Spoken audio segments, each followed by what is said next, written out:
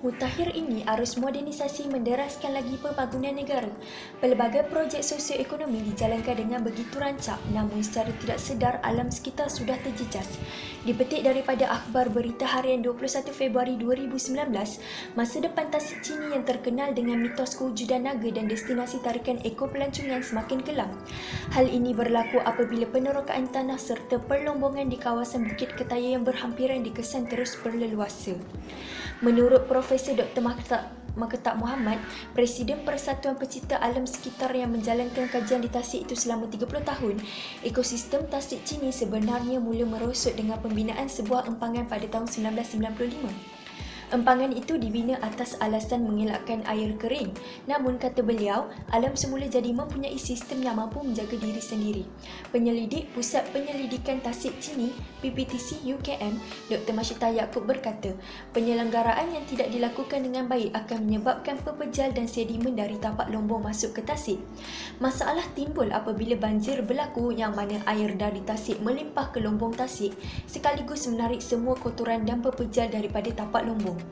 Dipetik dari laman sesawangmalaysianow.com 1 Julai 2021, terdapat 14 lombong berlesen yang diluluskan, tetapi hanya 2 daripadanya yang masih belum tamat tempoh. Meskipun penamatan lesen itu merupakan khabar baik untuk orang asli, difahamkan pelombong akan menjadi semakin agresif dalam mencari biji ketika lesen hendak tamat. Dilansir daripada wartawan Aduan Rakyat, Buletin TV3, Hairul Rizwan Azizan menyaksikan sendiri kemusnahan Tasik berkenaan. Katanya, paling terkesan dengan kemusnahan Tasik Chini semestinya penduduk orang asli yang tinggal berdekatan. Nur Hayati Abdullah, penduduk tempatan yang mengusahakan pengusahaan tongkat ali sejak 10 tahun lalu, kini menghadapi kesukaran untuk mendapatkan bekalan akibat aktiviti perlombongan. Begitu juga bagi pengusaha kraft tangan, Nur Aili, Tasik Chini yang menjadi semakin cetek menyukarkannya untuk mendapatkan bekalan mengkuang. Paling mendukacitakan, ada sesetengah pihak yang sengaja membuang hasil perlombongan dan pokok kayu mati ke kawasan berhampiran Tasik. Ini mengakibatkan hakisan sedimen yang mengalir ke Tasik dan menjadikan Tasik Chini kini semakin cetek. Ditambah dengan kualiti air yang juga tercemar. Bukan hanya manusia, hidupan akuatik juga terjejas akibat kekurangan oksigen apabila sisa minyak dilepaskan ke Tasik. Aktiviti pembalakan dan penerokaan hutan yang berleluasa juga menyebabkan jumlah tumbuhan hijau berkurangan dan ini menjadikan cuaca di sekitar Bandar Pekan semakin panas dan tidak stabil. Menurut penduduk tempatan, satu memorandum kemerosotan Tasik Chini telah dihantar kepada Ahli Parlimen Pekan yang juga bekas Perdana Menteri Malaysia, Datuk Seri Muhammad Najib Tun Abdul Razak pada tahun 2012. Namun, dakwa penduduk tiada sebarang tindakan diambil. 14 Jun 2021, Harian Metro mengeluarkan artikel menyatakan saranan pemangku Raja Pahang Tengku Hassanal Ibrahim Alam Shah Al-Sultan Abdullah Riayatuddin Al-Mustafa Billah Shah agar aktiviti perlombongan di Tasik Chini dihentikan. Saranan itu dibuat setelah baginda mengadakan lawatan mengejut di sekitar kawasan Tasik Chini pada 13 Jun 2021.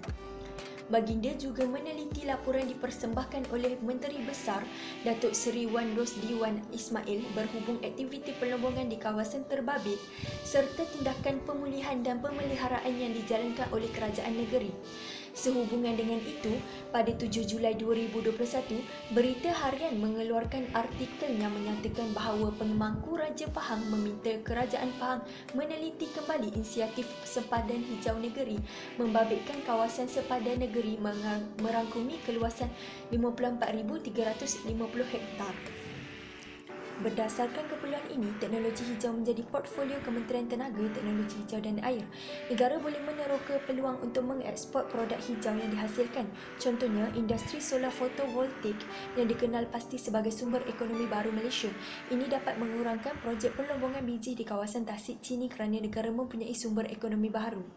Sebagai rakyat Malaysia yang prihatin, kita mestilah bersama-sama berganding bahu dalam menyelamatkan salah satu rizab biosfera di negara ini. Keindahan Tasik Chini yang dahulunya dibanggakan rakyat Malaysia mestilah dikembalikan agar Malaysia tidak kehilangan satu khazanah negara. Rakyat masih boleh menyebarkan isu Tasik Chini melalui media sosial. Saya berharap setiap individu dapat mengambil pengajaran tentang betapa pentingnya penjagaan alam sekitar supaya alam sekitar dapat dipulihkan semula dan dapat dijaga dengan lebih baik pada masa yang akan datang.